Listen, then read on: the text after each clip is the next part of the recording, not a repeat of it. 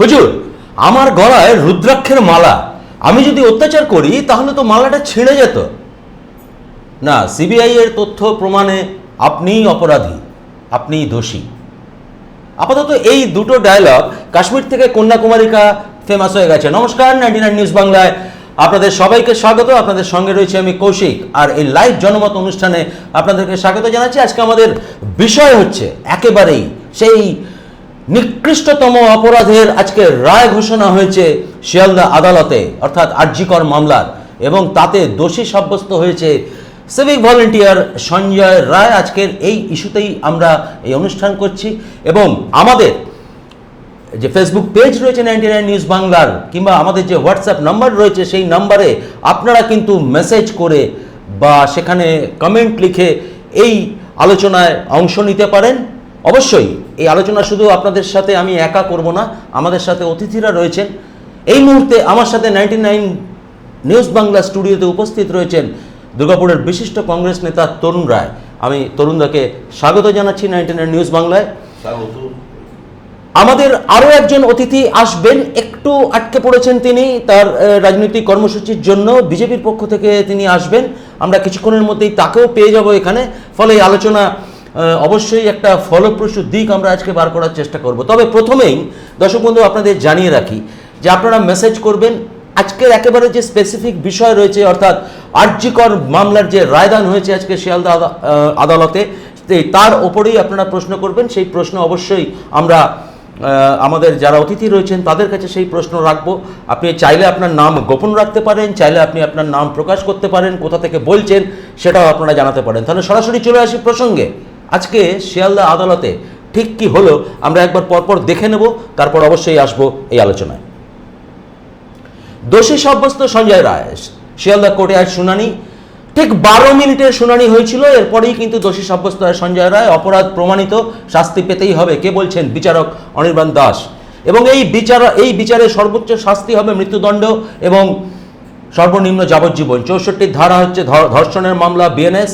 এরপরে রয়েছে 66 ধারা, অর্থাৎ ধর্ষণের সময় আঘাত যার জেরে মৃত্যু হয়েছিল তিলোত্তমার, এবং তারপরেই সেই ধারা 103 ধারা বিএনএসের এক উপধারা, অর্থাৎ খুনের মামলা। এই ধারার উপরেই কিন্তু তদন্ত হয়েছিল এবং সিবিআই সেই যে চার্জশিট পেশ করেছিল তার উপরেই আজকে রায়, এবং আগামী সোমবার এর সাজা ঘোষণা হবে। সঞ্জয় রায়ের সাজা ঘোষণা হবে। সঞ্জয় রায়কে আজকে দুপুরেই শিয়ালদা আদালতে পেশ করা হয়েছিল। সেখানে বিচারক ছিলেন অনির্বাণ দাস, তার এজলাসে এই বিচার মামলা চলছিল, এবং সেখানেই কিন্তু আজকে এই রায়দান হয়েছে, যে রায়দানের দিকে গোটা দেশ তাকিয়েছিল। আমি সরাসরি তরুণদার কাছে আসবো। তরুণদা, 8ই আগস্ট মধ্যরাত, অফিসিয়ালি সেটা 9ই আগস্ট, এবং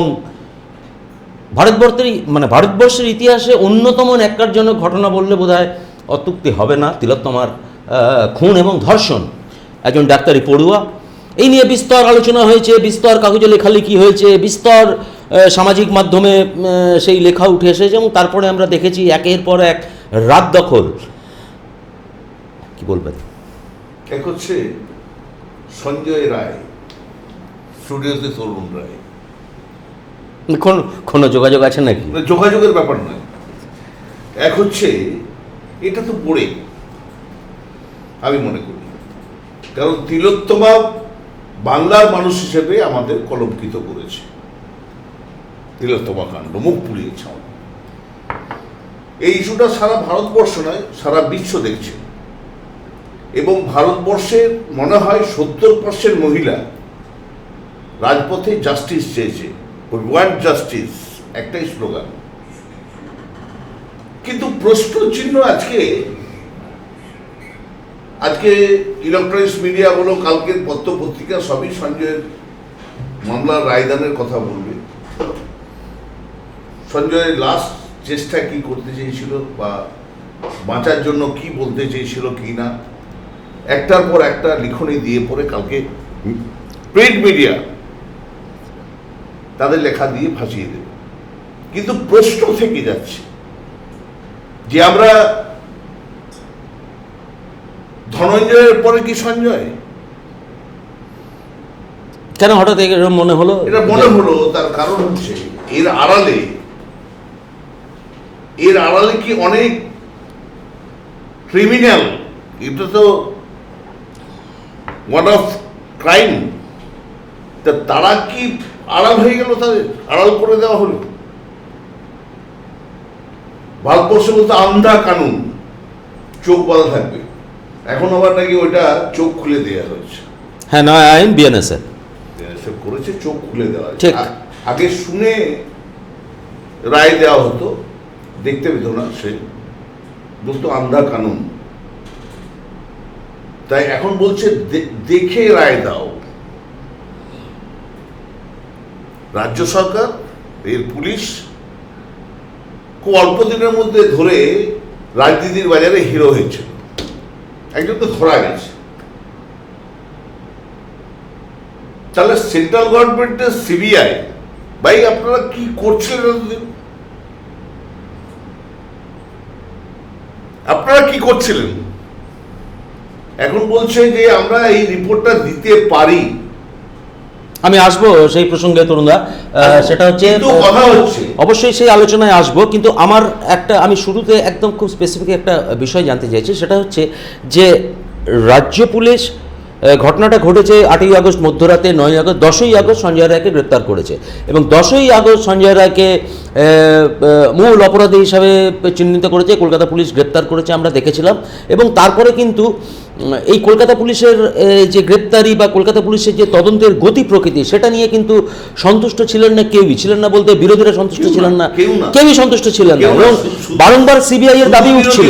শুধু বিরোধী নয়, বাংলার মানুষ, ভারতবর্ষের মানুষ সবই একটাই চেয়েছে যে পরিষ্কার হোক, তিলোত্তমা কাণ্ড পরিষ্কার হোক, কোথা থেকে কি হয়েছিল।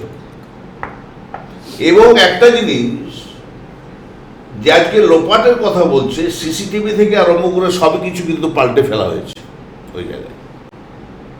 অর্থাৎ তথ্য প্রমাণ লোপাটের যে অভিযোগ উঠে আসছে, একদম একদম। তাহলে আমার রাজ্য সরকার কি করছিল? আর সিবিআই যখন ইনভলভ হলো, মানুষ যখন সিবিআই চাইলো, তাহলে কেন্দ্রীয় সরকার তার ভূমিকা কি পালন করেছে?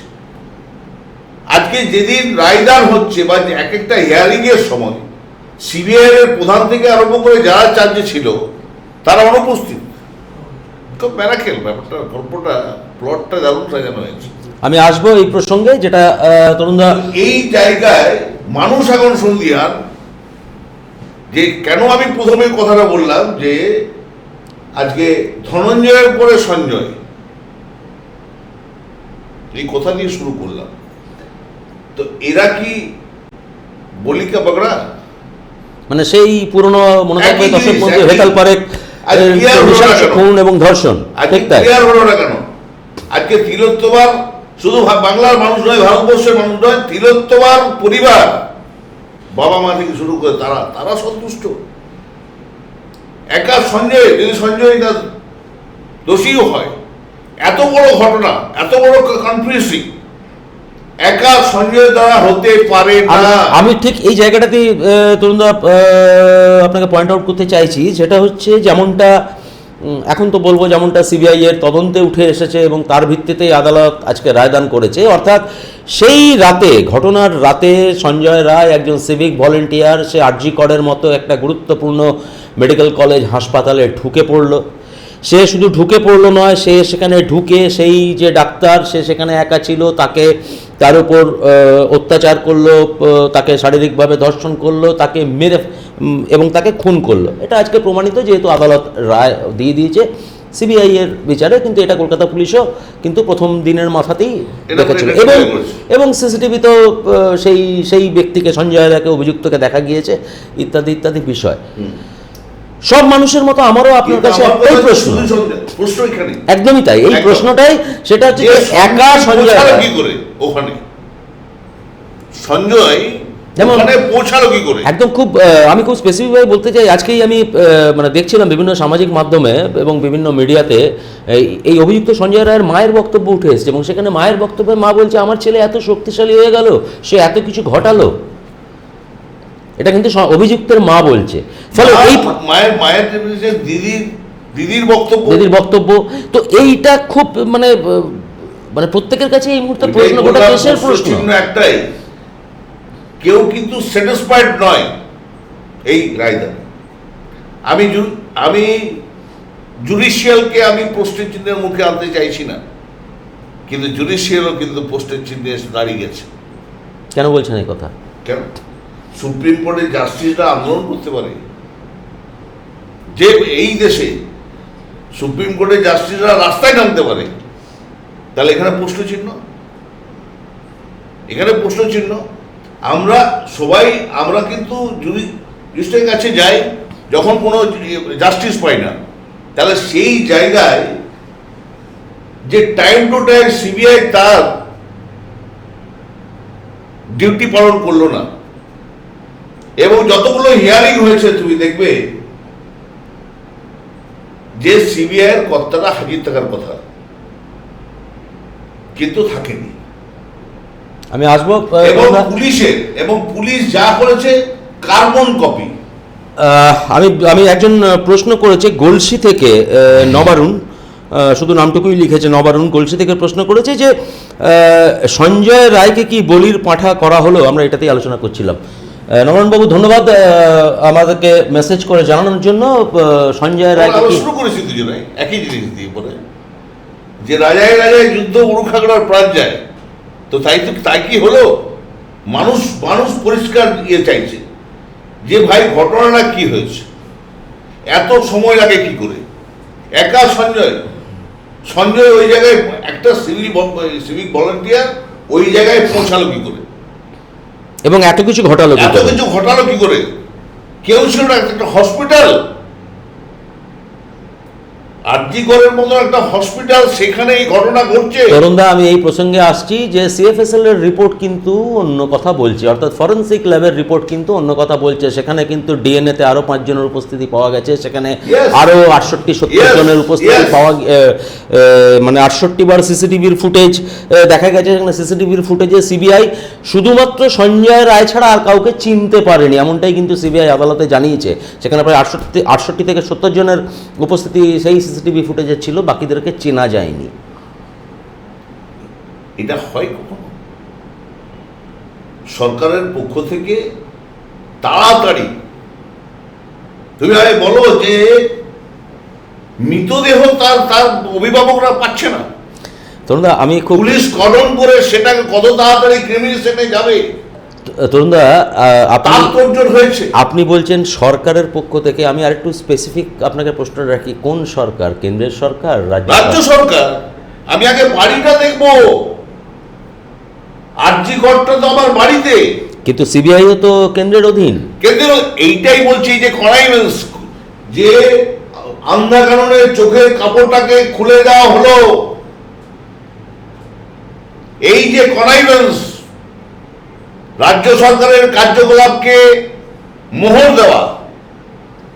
আমরা এই যে বলে আসছি বিয়েতে যে কেন্দ্রীয় সরকার এবং রাজ্য সরকার এই যে দুর্নীতিকে সাংবিধানিক প্রাতিষ্ঠানিক একটা রূপ দেওয়া বাংলায়, সেই জায়গায় এটা আজকে প্রমাণিত হচ্ছে। সেই জন্য বললো তোমাকে কিচ্ছু করতে হবে না, আমি ওই আন্ধা কারণের এটাকে মুক্ত করে দিলাম, দেখবে জাজমেন্ট দেবে, তুমি যেটা জাজমেন্ট দিতে বলবে সেই জাজমেন্ট দেবে। আজকে তাই হলো। তাহলে সিসিটিভি ফুটেজ, অত বড় একটা হসপিটালের সিসিটিভি ফুটেজ পাওয়া যাচ্ছে না, সেই ক্যামেরায় কাদের মুখ চেনা যাচ্ছে না, আমরা কোন বাংলায় বাস করছি? আমি অবশ্যই এরপরে আলোচনায় তরুণদের কাছে আসবো, তবে এই যে সিবিআই এর যে ভূমিকা এটাও যে একেবারে প্রশ্নের বাইরে এই মুহূর্তে নয়। এটা শুধু যারা বিরোধী রাজনীতি করেন তারা তো বলবেনই, কিন্তু এটা আজকে বলেছেন খোদ দিলীপ ঘোষ কি বলেছেন আমরা একবার শুনবো, তারপর আমি আবারও আসবো আলোচনায়। দিলীপ ঘোষের বক্তব্য। না, পুলিশের বললাম তো রোল নেওয়ার প্রশ্ন আছেই, সিবিআইয়ের রোল নিয়েও প্রশ্ন আছে, কিন্তু এই যে অত বড় জঘন্য অপরাধ হয়েছে, সারা পশ্চিমবঙ্গ কেঁপে গেছিলো, সারা দেশের মধ্যে মানে সভ্য জগতের মানুষের মাথা হেঁট হয়ে গেছে, তার উপযুক্ত শাস্তি এবং প্রতিবিধান হওয়া উচিত আছে।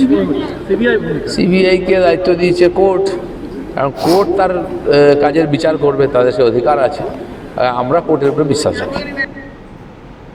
শুনলেন দিলীপ ঘোষ বলছেন রাজ্য পুলিশের ভূমিকা নিয়ে প্রশ্ন আছে, সিবিআই এর ভূমিকা নিয়েও প্রশ্ন আছে, অত্যন্ত গুরুত্বপূর্ণ। দিলীপ ঘোষ আমরা জানি বিজেপি নেতা এবং দলের সংগঠনের অত্যন্ত গুরুত্বপূর্ণ ব্যক্তি, ভারতীয় জনতা পার্টির তিনি প্রাক্তন সাংসদ। তিনি বলছেন সিবিআই এর ভূমিকা নিয়ে প্রশ্ন রয়েছে তরুণরা। হ্যাঁ, কিছু বলার নেই, সরতে পারবে না ওখান থেকে। দিলীপ বাবুও সরতে পারবে না, কারণ তাকে বাংলায় রাজনীতিটা করতে হবে। দিলীপ বাবু বাংলা থেকে রাজনীতি থেকে বনবাস নেননি, সত্যি কথাটা বলতে হবে। এবং জুডিশিয়ালের প্রতি আস্থার কথা আমরা তো বলে থাকি, কিন্তু কথা হচ্ছে যে সিবিআই এর বিরুদ্ধে জুডিশিয়াল কি করলো, জুডিশিয়াল কি করলো যে তুমি হিয়ারিং এর সময় তুমি থাকবে না। তো আজকে এখানে নাটক হচ্ছে, এটা পরিষ্কার হলো না। বাংলার মানুষ, ভারতবর্ষের মানুষ, আজ বাংলার মানুষ আমরা কিন্তু কলঙ্কিত, মুখ পুড়ে গেছে আমাদের যে এত বড় কাণ্ড। তারপর রাজ্য সরকার বলে কি নির্লজ্জ ভাবে, তুমি দেখো, বলছে রাত্রেবেলায় মেয়েদের ডিউটি দেওয়া যাবে না। কোথায় আছে তুমি বলো? এরপরেও রাজ্য সরকার ওখানে ডিক্লেয়ার করেছে রাত্রেবেলায় কোনো হসপিটালে মহিলাদের নাইট শিফটে যাওয়া যাবে না। তাহলে নাইট শিফটে যারাই যাবে তারা ধর্ষিত হবে। আমি অবশ্যই এই প্রসঙ্গে আসব, তবে আমাদের স্টুডিওতে এই মুহূর্তে আমি এই অনুষ্ঠানের শুরুতেই জানিয়েছিলাম যে বিজেপির প্রতিনিধি তিনি ইতিমধ্যেই এসে গিয়েছেন। আমরা একটা ছোট্ট বিরতি নেব এবং বিরতির পরে অবশ্যই এই জনমত লাইভে আজকের যে বিষয়, একেবারেই আরজিকর কাণ্ডের রায়দান, সেই বিষয়ে আসব। কিছুক্ষণের জন্য আপনারা কোথাও যাবেন না।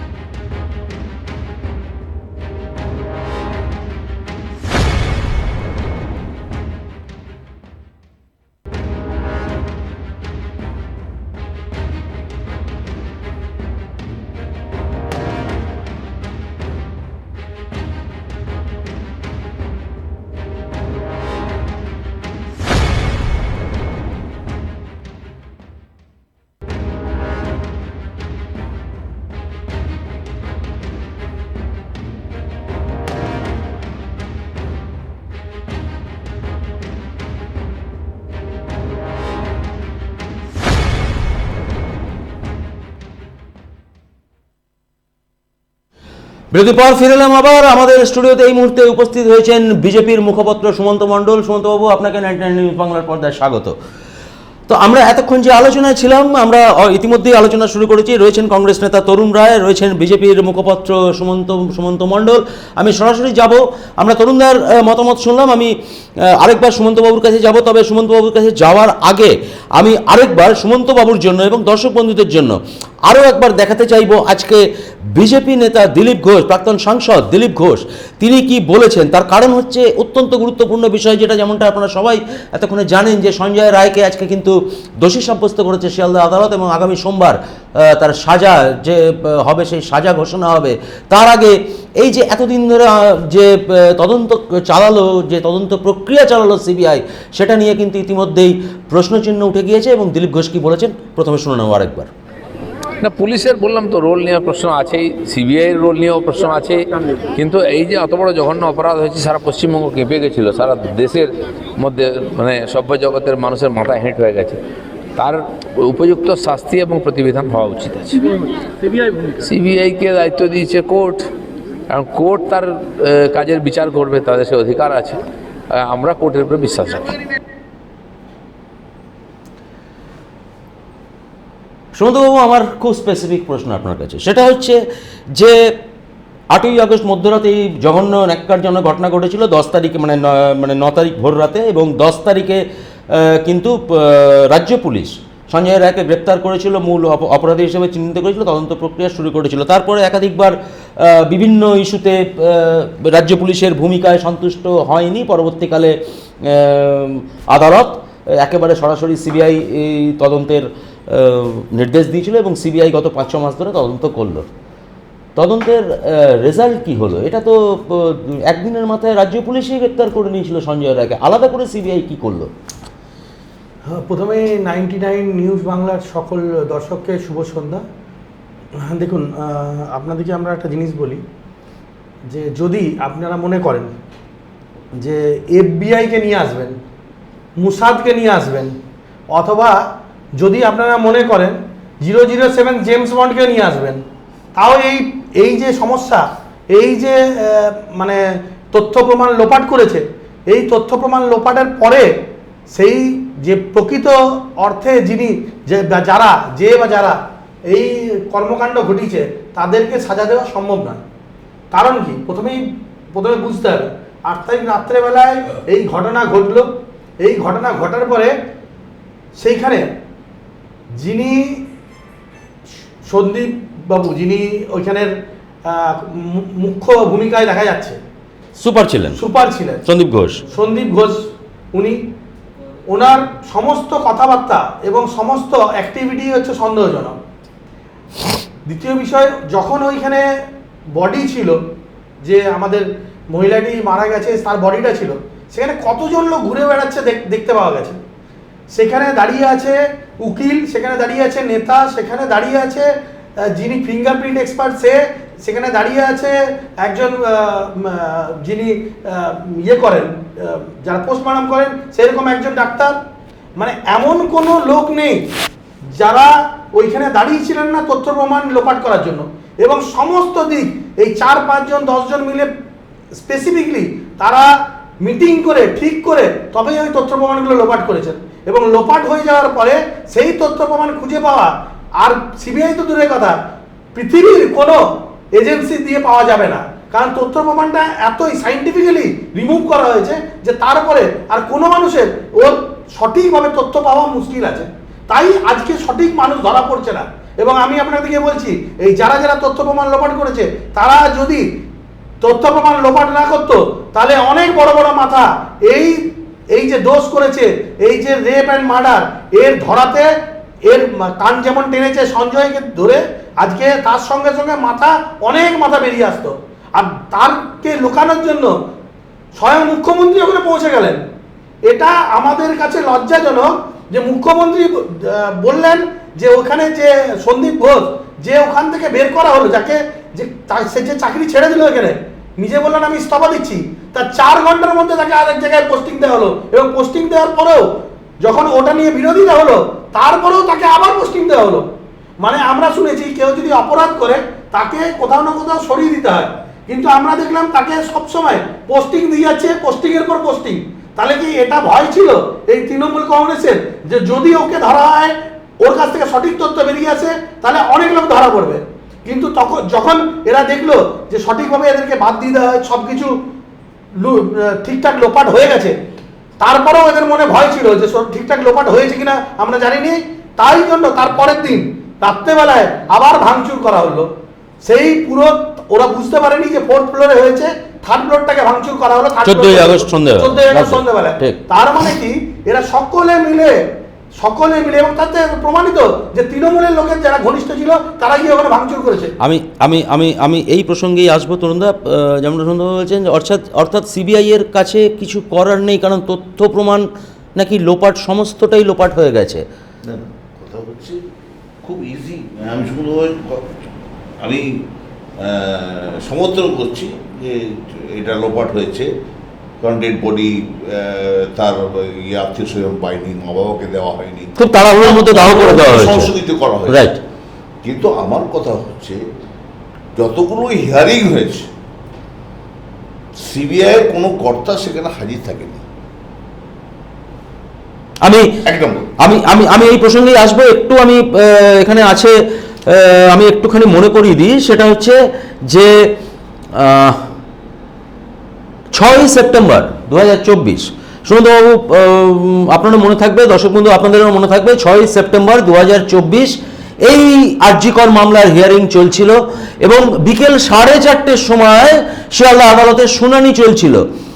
সেই সময়ে কিন্তু এই মামলার যিনি প্রধান তদন্তকারী অফিসার সীমা পাহুজা, তিনি সেদিন উপস্থিত ছিলেন না। যিনি পাবলিক প্রসিকিউটর, সরকারি পক্ষের আইনজীবী, অর্থাৎ সিবিআই যাকে আইনজীবী সেখানে ছিল, তিনি দেরি করে এসেছেন, 50 মিনিট দেরি করে এসেছেন এই আদালতে, এবং বিচারক প্রশ্ন করেছেন তাহলে আমি কি সঞ্জয় রায়কে জামিন দিয়ে দেবো, এই প্রশ্ন আদালতে শুনতে হয়েছে। এবং আমি দর্শক বন্ধুদের জানিয়ে রাখি, আপনারা শুনলে চমকে উঠবেন, এই মামলার মূল তদন্তকারী অফিসার যিনি সীমা পাহুজা, তিনি আজকের এই গুরুত্বপূর্ণ রায়দানের সময়ও শিয়ালদা কোর্টে উপস্থিত ছিলেন না। মানে এটা কিন্তু সত্যি অভূতপূর্ব। এবং সেখানে যখন আমি বলিনি তরুণদা, আমি বলিনি, এবং সেদিন যখন আজকে যখন যারা ওখানে উপস্থিত ছিলেন তারা একটু নিম্ন স্তরের, তারা হচ্ছেন গিয়ে ওই সিবিআই অফিসার, একটু নিম্ন পদের, মাফ করবেন নিম্ন স্তর বলা আমি ভুল করছি, আমি একেবারেই মাপ চেয়ে নিচ্ছি, মানে এর থেকে নিচু পদের যারা দুজন অফিসার তারা ছিলেন এবং দুজন সিবিআইয়ের আইনজীবী ছিলেন, এবং তাদের কাছে কোনো তথ্য নেই কেন সীমা পাহুজা আজকে আদালতে নেই, এটাও কিন্তু আমরা দেখেছি। কাজেই কোথাও কি এটা মনে হচ্ছে না যে সিবিআই খুব সিরিয়াস নেয়নি প্রথম থেকে মামলাটা? দেখুন, আমি বলছি আপনাদের এটা একটু ভুল হচ্ছে। দেখুন, বিভিন্ন অফিসার থাকে, অফিসারের সঙ্গে না, উনি প্রধান তদন্তকারী অফিসার সীমা পাহুজা। বলছি এর আগে তো অনেকগুলো ডেট পড়েছে, উনি উপস্থিত ছিলেন। আজকে হতে পারে ওনার শারীরিক সমস্যা হতে পারে বা অন্য কোনো সমস্যা হতে পারে, আমরা ঠিক জানি, হতেই পারে। এর ক্ষেত্রে যিনি কোর্টের জাজ তিনিও অনেক সময় উপস্থিত থাকেন না, যিনি ওখানে পাবলিক প্রসিকিউটর আছেন উনিও থাকেন না, এবং অনেক যারা ওটার সঙ্গে ইনভলভ থাকেন অনেকেই অসুস্থ বা কোনো কারণবশত থাকে না। তার মানে এটা নয় যে সিবিআই সিরিয়াস নয়, ওনার জায়গায় কেউ না কেউ অফিসার ওখানে ছিলেন, এবং ওনার যে রিপ্রেজেন্টেটিভ হিসাবে যিনি প্রত্যেকটা প্রশ্নের উত্তর দিয়েছেন সঠিকভাবে। তাই এটা ভাববার বিষয় নয় উনি নেই মানে কেউ নেই, অনেক অফিসাররা আছেন যারা ওনার বিষয়টাকে দেখছিলেন এবং প্রত্যেকটা কথার উত্তর দিয়েছেন কোর্টের মধ্যে। এবারে একটা বিষয় এখানে মুখ্য বিষয় হচ্ছে যে আমার প্রশ্ন হচ্ছে, আজকে কংগ্রেস যে কথাটা বলছে, আজকে যে কথাটা সিপিএম বলছে, আমার বক্তব্য হচ্ছে এনাদের রোলটা কি ছিল? এনাদের রোলটা ভেবেছেন কি? যারা মুড়ি ভাজা খায় বসে বসে দিল্লিতে গিয়ে, এখানে আপনার মনে হয় যে এনারা মমতা বন্দ্যোপাধ্যায়ের এগেনস্টে লড়বেন? কোনোদিন লড়বেন না এনারা। আমি বলে নিই তরুণদা, ওনারা যারা মুড়ি ভাজা খেতে বসে, যারা বিরিয়ানি খাচ্ছে বসে বসে দিল্লিতে, তারা আপনার এখানে এসে লড়বে? জীবনে লড়বে না। এনারা কি করেছে শুনুন, এনারা চাইছিলেন যে মমতা বন্দ্যোপাধ্যায়কে এইবারের মতো বাঁচিয়ে নেওয়া যাক, যাতে যদি মমতা বন্দ্যোপাধ্যায় বেঁচে থাকে তাহলে এনারাও বেঁচে থাকবেন, বা এনাদের যে সিপিএমের যে ফাইলগুলো সেগুলো যাতে না খোলা হয়, এবং কংগ্রেসের সঙ্গে ওপেনলি ভাবে এনারা জোটবন্ধনে, মানে গঠবন্ধনে আছেন, জোটে আছেন। ইন্ডি জোটের নাম দিয়েছিলেন, এখন আছেন না নেই জানি না, এটা সব মানুষও জানে না। কিন্তু এনারাই দুদিন মানে এই পুরো প্রক্রিয়াটার মধ্যে বলুন তো কংগ্রেসের রোল কি ছিল? কদিন মিছিল নিয়ে বের করেছিলেন, রাস্তায় কদিন ছিলেন? অধীর বাবু ছাড়া পুরো কংগ্রেস কোথাও না কোথাও মমতা বন্দ্যোপাধ্যায়কে ব্যাকিং দিয়ে গেছেন। এটা একেবারে সমর্থন করুন আর নাই করুন। অধীর বাবুর প্রশংসা করছেন কেন আমি জানি না, আমি সুমন্ত এত অধীর বাবুর প্রশংসা পেলেন আমি বুঝতে পারছি না। তো আবার কোনো লস হওয়ার সম্ভাবনা আছে কিনা আমাদের জানি না। তো কথা হচ্ছে যে আমি মনে হচ্ছে সুমন্তবাবু কোনো এই মেন ইস্যু থেকে ডাইভার্ট করার চেষ্টা করছে আমার মনে হয়। আরে কংগ্রেস পশ্চিমবঙ্গে তো জিরো, বিরোধী পক্ষে তো বিজেপি আছে, বিজেপির রোল কোথায়? বিজেপি কি করেছে? আমার বক্তব্য আমরা তো জিরো, আমরা বলতে পারিনি বলে আমরা জিরো। তো আপনারা তো জিরো নন, আপনাদের ভূমিকা কোথায়? আজকে সাধারণ মানুষকে নামতে হয়েছে, আজকে বিভিন্ন জায়গায় আন্দোলনে গিয়ে গো ব্যাক শুনতে হয়েছে বিজেপিকে। যেখানে সাধারণ মানুষ, সাধারণ ডাক্তাররা আন্দোলন করছে, সেখানে গিয়ে পরে বাতকরি করতে গিয়ে পরে তাদের কাছ থেকে তারা পেয়েছে। আমরা জিরো ভাই, পরিষ্কার কথা পশ্চিমবাংলায়। আপনাদের ভূমিকাটা কোথায়? আচ্ছা,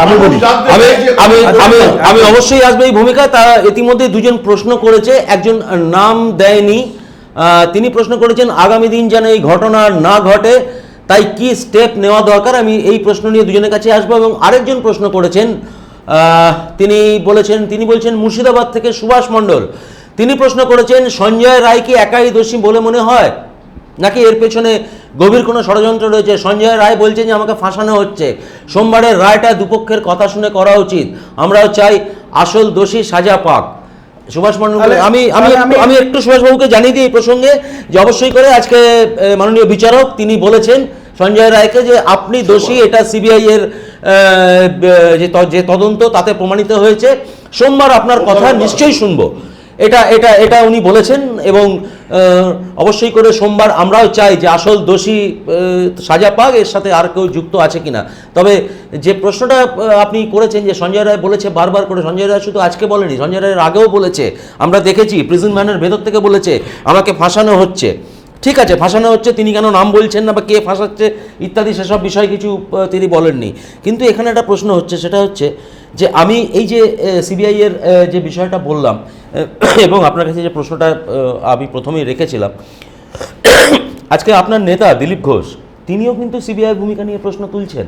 আপনার সামনেই আমি সে বক্তব্য রাখলাম। আমি পরপর কয়েকটা বিষয় চলে গেল, সেই কথা বলি। তরুণদা বললেন যে আমরা এখন জিরো আর বিজেপি এখন বিরোধীতে আছে, তাহলে আমার তো মনে হয় তাহলে কংগ্রেস জিরো হয়ে গেছে পশ্চিমবঙ্গে, আর কংগ্রেসের কোনো ভূমিকাও নেই।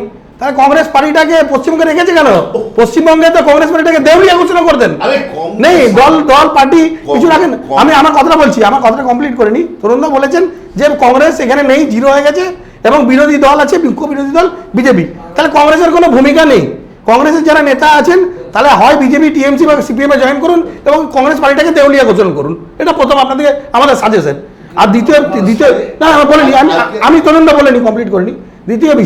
দ্বিতীয় বিষয় হচ্ছে যে আমাদের প্রত্যেকটা বিষয় নিয়ে দেখুন, কে দল আসবে, দল যাবে, পার্টি আসবে, এখানে বিভিন্ন দল রাজনীতি করবে, কিন্তু আপনি একটা ভেবে দেখুন, কলকাতার মতো একটা জায়গায়, আরজি করের মতো একটা হসপিটাল, যেখানে এত ইম্পর্টেন্ট জায়গা, এত মানুষের সমাগম, এখানে এত মানুষ রয়েছে, আর একটা আততায়ী বাইরে থেকে এসে একটা মেয়েকে যে কাজের জায়গায় ছিল তার ওপরে দুষ্কর্ম করে তাকে হত্যা করলো।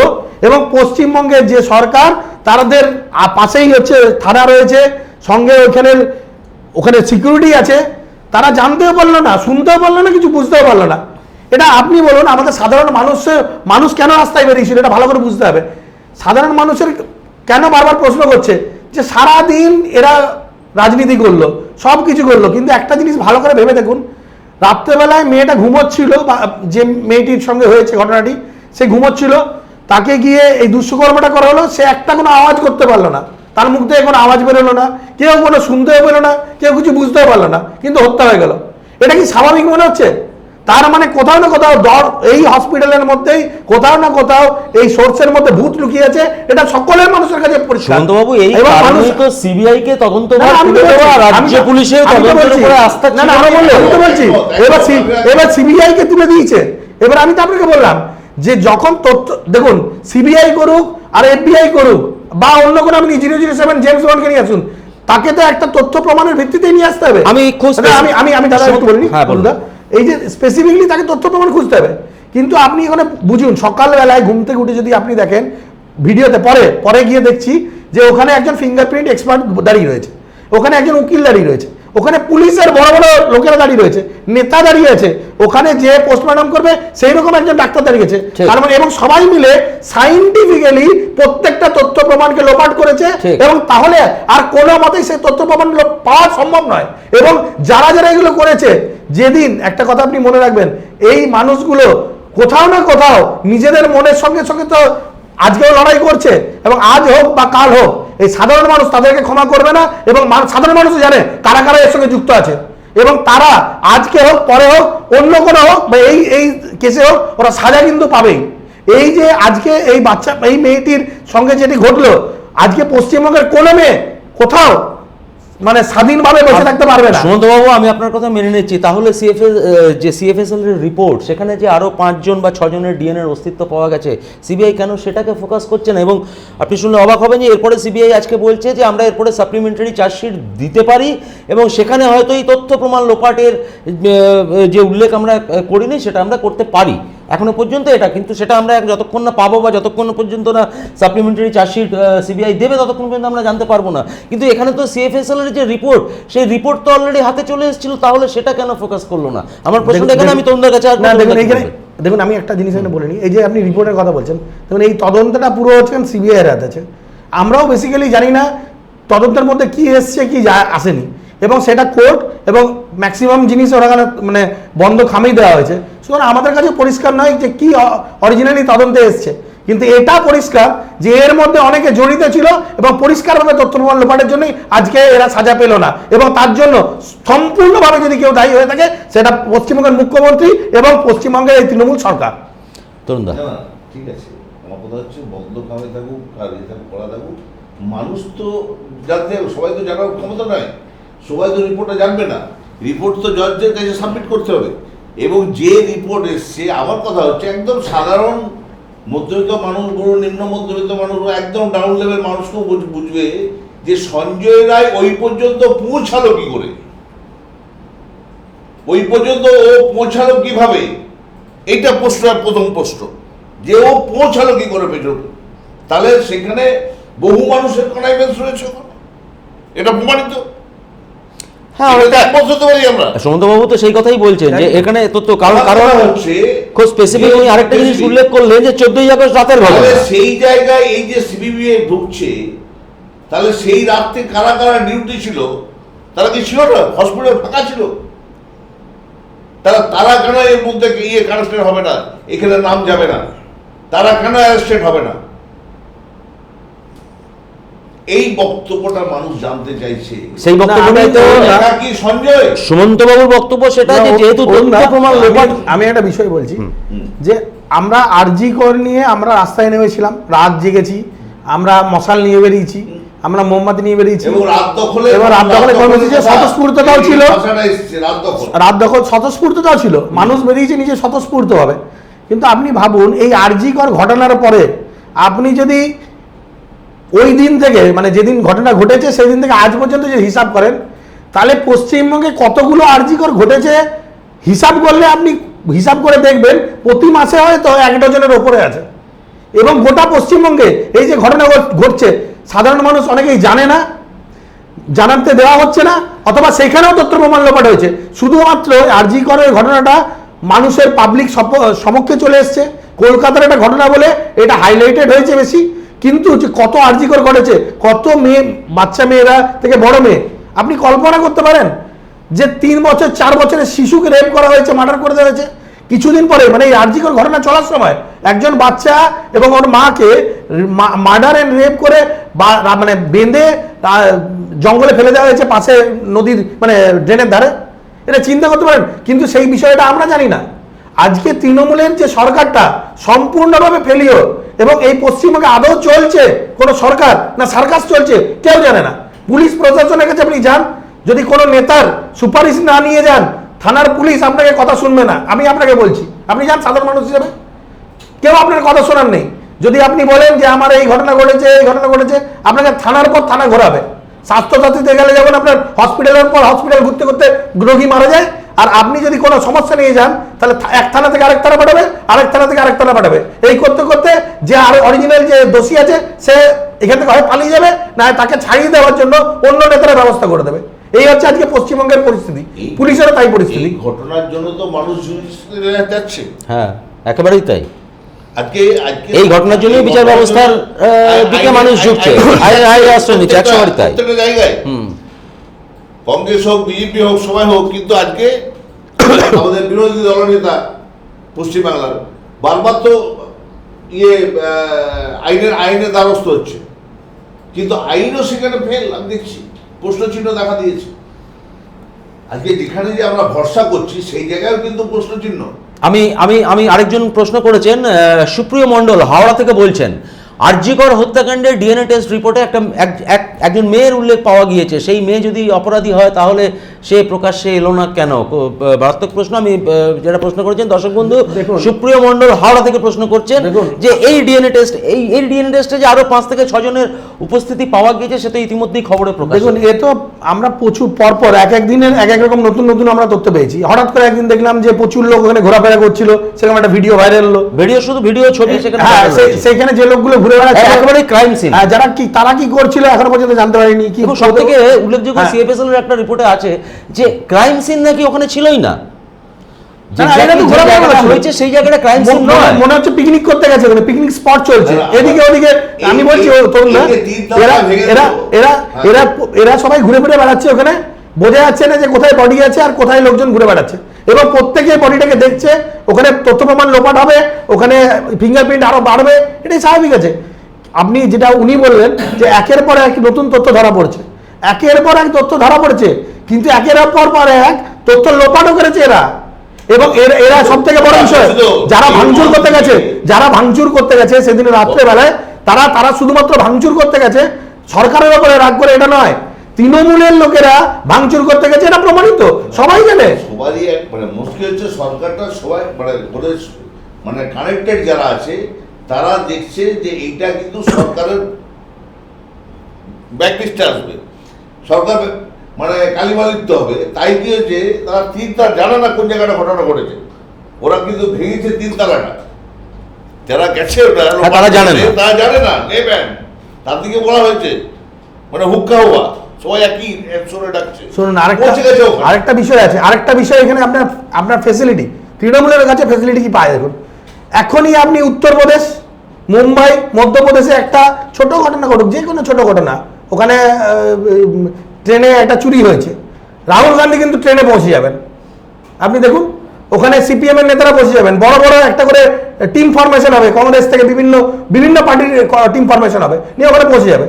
কিন্তু যেই দেখবেন পশ্চিমবঙ্গ হচ্ছে, আর তো আপনি দেখতে পাবেন না কোনো আপনার এবং কারণ হচ্ছে এনার সাথে মানে মমতা বন্দ্যোপাধ্যায়ের সঙ্গে একটা সেটিং আছে, যে সেটিংটা যে আপনাদের ওখানে হলে আমরা যাবো না, আমাদের এখানে হলে আপনি আসবেন না, এই সেটিং এর জন্য আজকে কংগ্রেস এইখানে পশ্চিমবঙ্গে জিরো হয়ে গেছে। আর সিপিএম আজকে মমতা বন্দ্যোপাধ্যায়কে বাঁচানোর চেষ্টা করছে, আর সামনে থেকে এটা বলছে যে বিজেপি এবং টিএমসি সেটিং, এই দুটো দল মিলে এই পশ্চিমবঙ্গের 12টা বাজিয়েছে সিপিএম, আর বাকি এখন যেটুকু বাকি ছিল সেই খবরে পেরে উঠছে হচ্ছে এই টিএমসি। আমি সমুদ্রকে আমি সমুদ্রকে একটু করছি যে না ঠিক আছে, জোট আছে, অমুক আছে, ইন্ডি হচ্ছে, পিন্ডি হচ্ছে তোমাদের ভাষায়, ঠিক আছে, সব ঠিক আছে। তাহলে বিজেপিকে নিয়ে এলো কেন বিরোধী আসনে? বিজেপিকে ভরসা করে আছে কেন? পশ্চিমবাংলায় এতদিন সিবিআই ছেড়ে দাও, এইটা করতে পারলো না। দিদি ভাইপোকে এতদিন ছাড়া আছে কি করে? সিবিআই কি করলো? ওমার ইডি কি করলো? তুই বলো তো, কেন ফেয়ার এই এত ভালো মুক্ত বাতাসে এত প্রস্ফুটিত হচ্ছে? অরুণদাকে আমি একটা ছোট্ট কথা বলবো। উনি বললেন যে আজকে বিজেপি নাকি ইন্ডি হচ্ছে, পিন্ডি হচ্ছে, এইসব বলেছে। আমি ইন্ডি পিন্ডি জানি না, তবে ইন্ডির পিন্ডি চটকে গেছে এটা আমি জানি। দ্বিতীয় বিষয় আরেকটা বিষয় হচ্ছে, না এটা আমি জানি। আরেকটা বিষয় হচ্ছে, উনি ভুলে গেছেন মনে হয় একটু ওনার, আমি মনে করিয়ে দিই যে পশ্চিমবঙ্গের বিরোধী দলনেতা শুভেন্দু অধিকারী মহাশয়, উনি বারবার গেছেন, ওই বাবা মার সঙ্গে দেখা করেছেন, এখানে বারবার ডাক্তারবাবুদের সঙ্গে দেখা করেছেন, বলার চেষ্টা করেছেন, বিভিন্নভাবে সাপোর্ট করেছেন। আচ্ছা, আমি একটা কথা বলি, আমি একটা কথা বলি, আপনাদের আমি আরেকটা জিনিস আপনি ভুলে গেছেন যে ভারতবর্ষের বিরোধী দলনেতা কে? আজকের ডেটে হচ্ছে রাহুল গান্ধী। তিনি কোথায় আছেন? তিনি কি আবার বিদেশে পিকনিক করতে গেছেন? ওনাকে ডাকুন না একবার। উনি কেন আসছেন না? একটা সিঙ্গেল ওয়ার্ড আপনি দেখিয়ে দেন আরজি কর নিয়ে বলেছেন, যদি বলে দেন একটা সিঙ্গেল ওয়ার্ড বলেননি মমতা বন্দ্যোপাধ্যায় এখানে কি করছে। এখন ইউপি হলে উনি ইউপি হলে এখনই সবুজ রঙের এখনই আবির মাখতে মাখতে উনি চলে যেতেন। না ঠিক আছে, এই তো পরিস্থিতি, একটা সংবিধানের আমি এটাকে একটু সামাপ করে দিই। আমি বলি পশ্চিমবঙ্গ হলে আমি বলি এই আলোচনাটা অনন্ত আলোচনা চলবে, এবং কংগ্রেস এবং বিজেপি অনন্ত। আমি একটু সামাপ করে দিই। কিন্তু ওই ইয়েটাকে মেন লক্ষ্য থেকে আমরা সরে যাচ্ছি। রাহুল গান্ধী পিকনিক করতে যাবে, ঠিক আছে, সংবিধানের কথা বলবে, কারণ কিন্তু পশ্চিমবঙ্গে কেন আসবে না? একদম একদম একদম পশ্চিমবঙ্গে আসছে না কেন? আমি তো এটা বুঝতে পারছি না। এক হচ্ছে ক্ষমতায় বিজেপি আছে, আমি শুনতে বলবো যে টোটাল সংবিধানটাকেই পাল্টে দেওয়া হোক, এটা আমার মনে হয় করে দেওয়া হোক, ক্ষমতায় আছে তো এখন সংবিধান।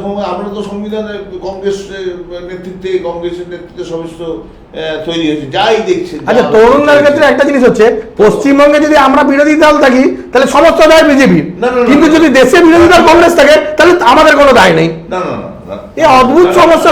বলছি না, আমি তা বলছি না, আমরা তরুণদের এটা আমি তো অবাক হচ্ছি। না, আমি বলছি যে এই মানে একই কিভাবে আপনারা ডবল স্ট্যান্ডার্ড হন, মানে একটা স্ট্যান্ড এখনই, আরেকটা স্ট্যান্ডার্ড তখনই।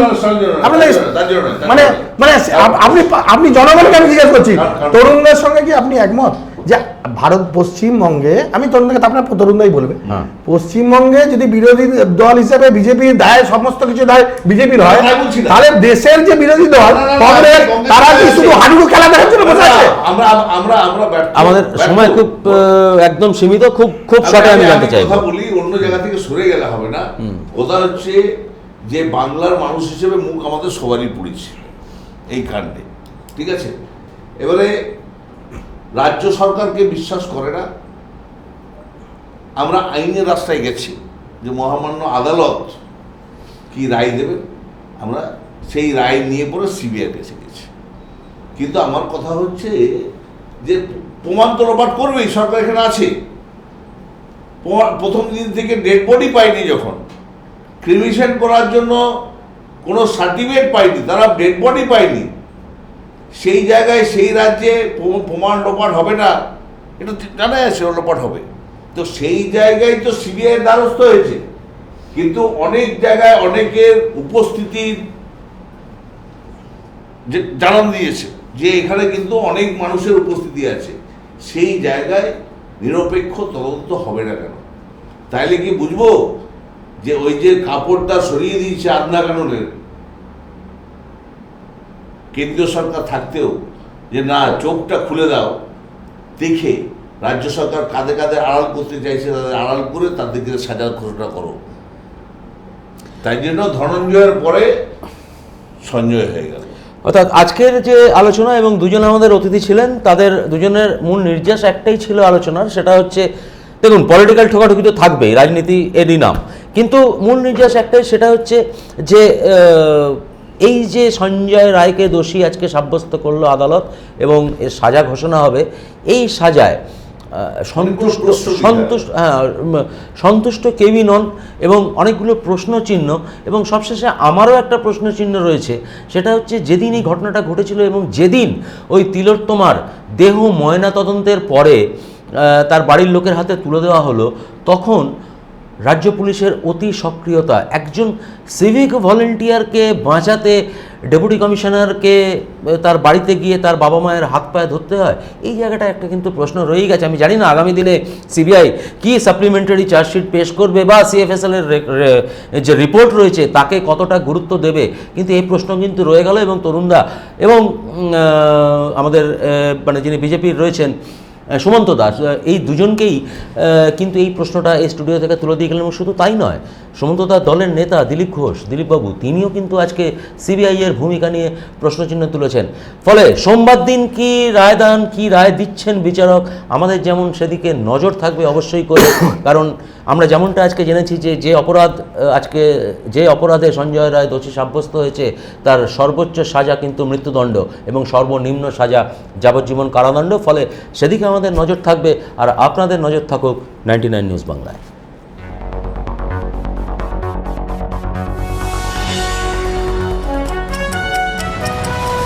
আপনারা দেখছেন 99 নিউজ বাংলা। বদলাবো আমরা।